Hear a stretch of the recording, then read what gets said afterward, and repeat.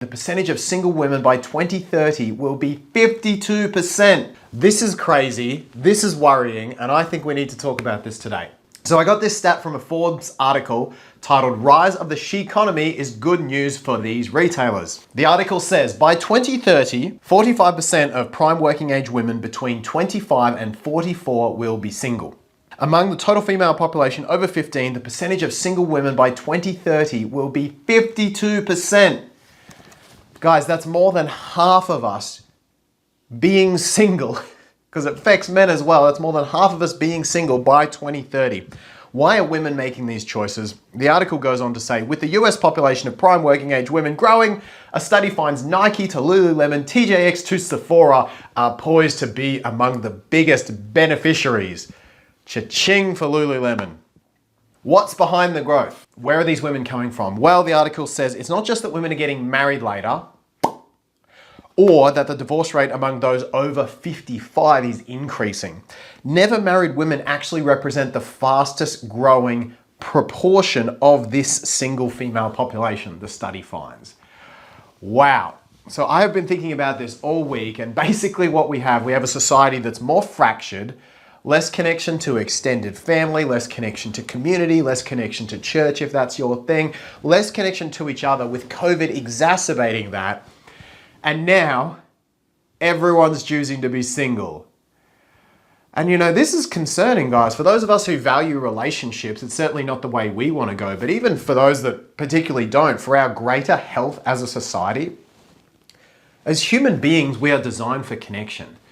So I've spent a couple of weeks being really curious about why are women making these choices. I've been thinking about all the clients that I've seen, why they are making these choices. And I think probably of all the coaches on here, I would do more one-on-one than virtually all of them. So I'm talking to women, I'm getting into the depths of client situations, and I figured I probably have a unique insight as to why a lot of these women are choosing to be single, why you guys are choosing to be single.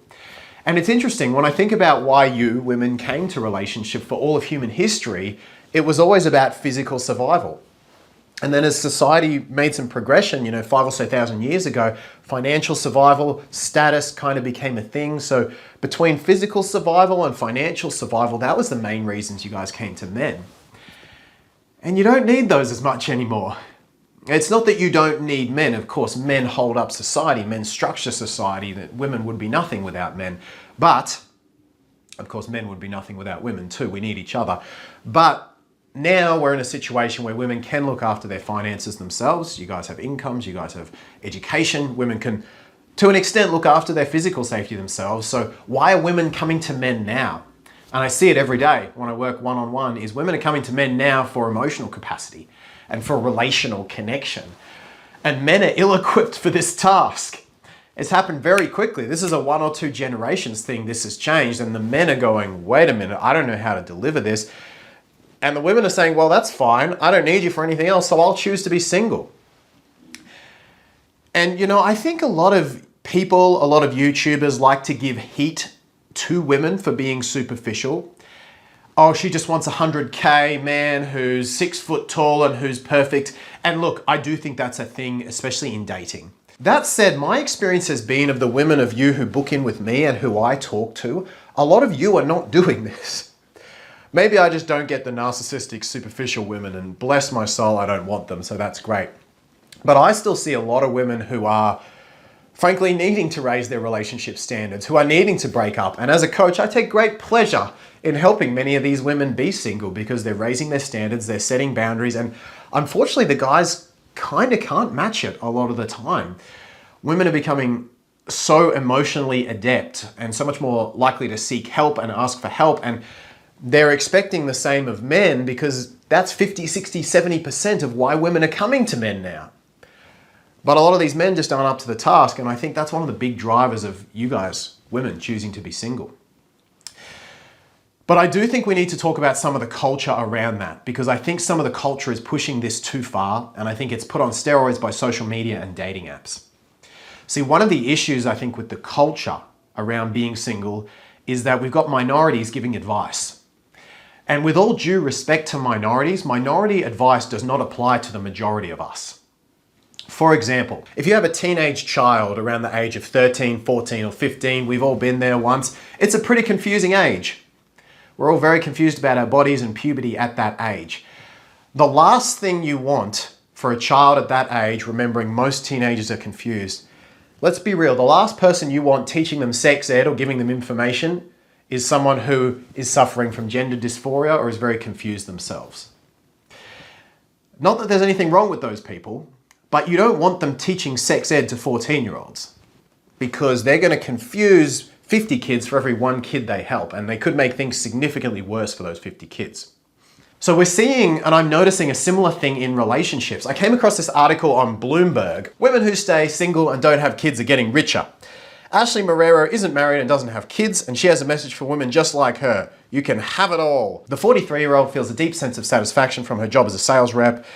She relishes all the lifestyle and financial freedoms that come with being single, child-free, and this includes an apartment in Jersey Shore, a house on the beach, blah, blah, blah. And look, that's great for 𝐓𝐢𝐤𝐤 Marrero, but let's be real, that's not gonna make most women happy. Most of you watching this don't want to be single, childless, and 43. It's not your goal, it's not most women's goal. So I think we really need to be careful about what is good relationship advice versus what is minority advice that is bad advice for almost all of us. So I want to share a few of the cultural messages that I believe we need to be giving women and to be giving each other. I'm calling this majority relationship culture because the majority of us who want connection and want happy partnerships and even families, this is going to apply for the majority. And especially if you want kids, this is particularly important for you.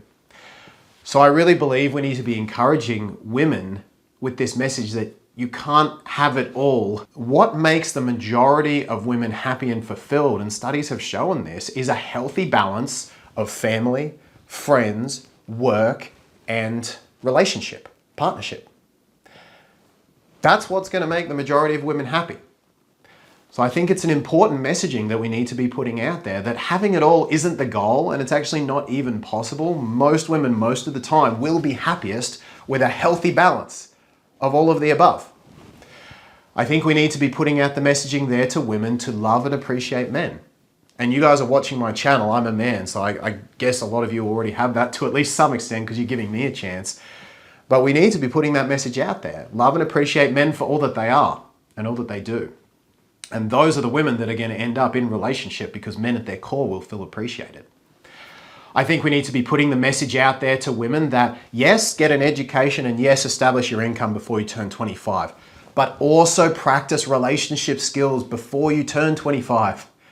Don't be all work and no play.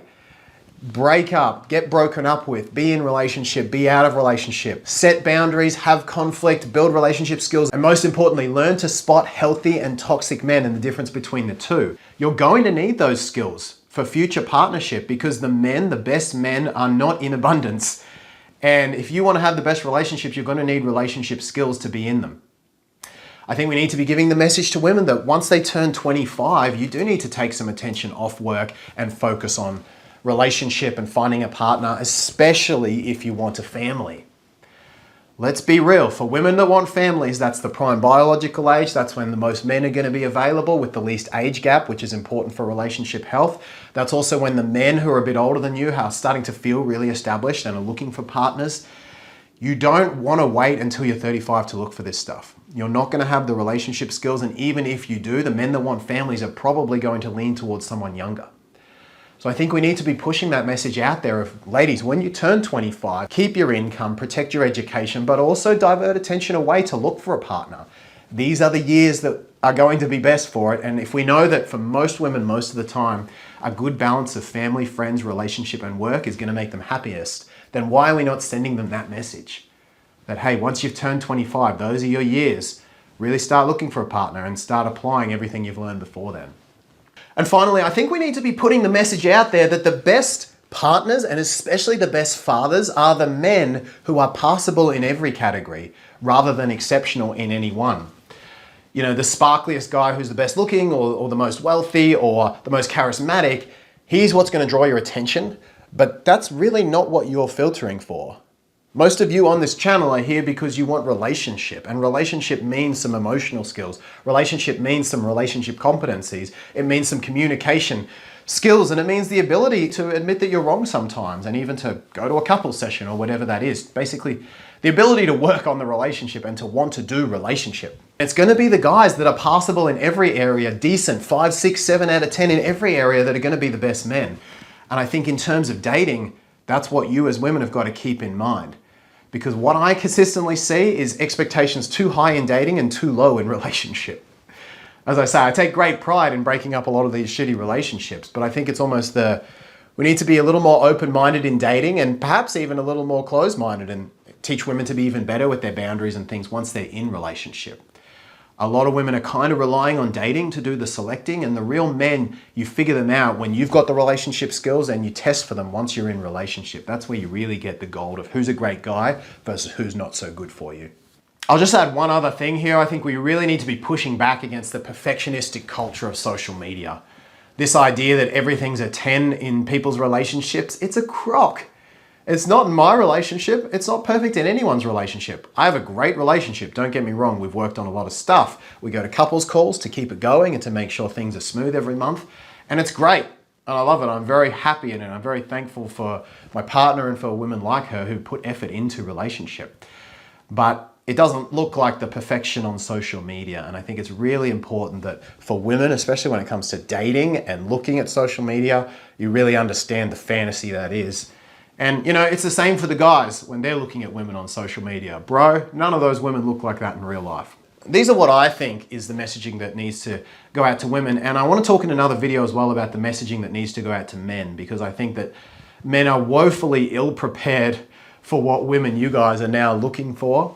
And while some men do get the short end of the stick in dating, I speak to women every day who are in relationship with emotionally incompetent guys, and I kind of get it. As I say, I get why they choose to be single after experiencing that. So I think there has to be a lot of compassion for men, but also an overhaul in how we define masculinity, and having men be proud and be masculine and be strong, not taking any of that away, and having some relationship skills to back that up, and of course integrity in those relationships. So anyway, let me know your thoughts in the comments. I look forward to hearing your responses, and I'll see you in the next video.